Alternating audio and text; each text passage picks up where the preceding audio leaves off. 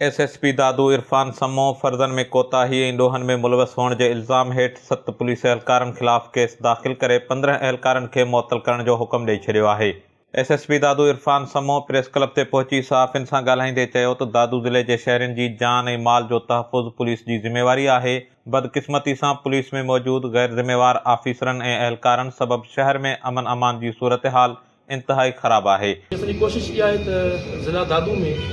Police जे अंदरि जेके बि ग़लति क़िस्म जा जेके माण्हू वेठा आहिनि,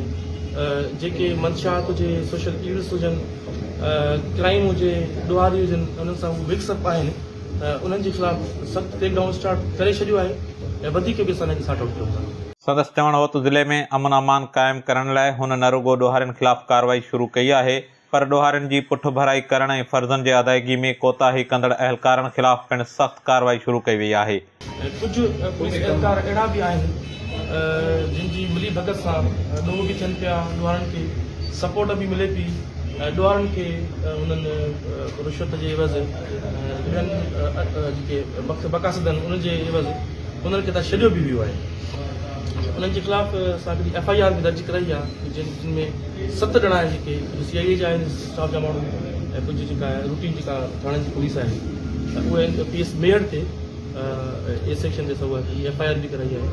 SSP मूजिब शुरुआती कार्रवाई दौरान क़त्ल केस में नामज़द इश्तिहारी ॾोहारी अब्बास सियाल खे गिरफ़्तार करण बाद बिना कानूनी कार्रवाई जे आज़ाद करण समेत मुख़्तलिफ़ ॾोहारी सरगर्मियुनि में मुलविस हुअण सबबि 2 सीनियर आफ़ीसरनि समेत 7 एहलकारनि जिन में inspector Mohammad Yusuf Abro, CI officer ASI Bashir Ahmed Lakher, CI constable Mukhtiar Gopang, constable Mashooq Ali, Shahzado Od Nisar Jatoi ऐं मुमताज़ मेमण ख़िलाफ़ मेहर जे A सेक्शन थाणे ते केस दाख़िल कयो वियो आहे। दादू पुलिस तर्जुमान पारां जारी कयल बयान मूजिब SSP इरफान समो शक्की सरगर्मियुनि में मुलविस हुअण जे इल्ज़ाम हेठि ASI मुमताज़ सोलंकी, ASI मंज़ूर सोलंकी, कांस्टेबल वहाब हिंगोरो, सईद कोलाची, ज़फ़र कोलाची, असद सोलंकी, सदाम कल्होड़ो, इमदाद अली सिहोल, अब्बास अली सुमरो, मुश्ताक अहमद तहीम, अख्तर कोलाची, शोबान मेमण, इस्माइल सोलंकी ऐं हादी बख्श कंबराणी खे मुअतल करे संदनि ख़िलाफ़ जांच जो हुकुम ॾेई छॾियो आहे। इन मौक़े ते SSP इरफान समो सहाफ़ियुनि सां ॻाल्हाईंदे चयो त पुलिस खाते में मौजूदु कारियुनि रिढनि सबबि सॼी पुलिस बदनाम थी रही आहे।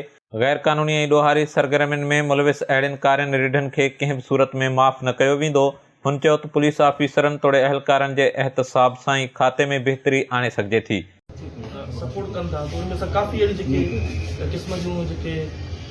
ब्लैक शीप्स आहिनि विदिन डिपार्टमेंट, उन्हनि खे असां हाणे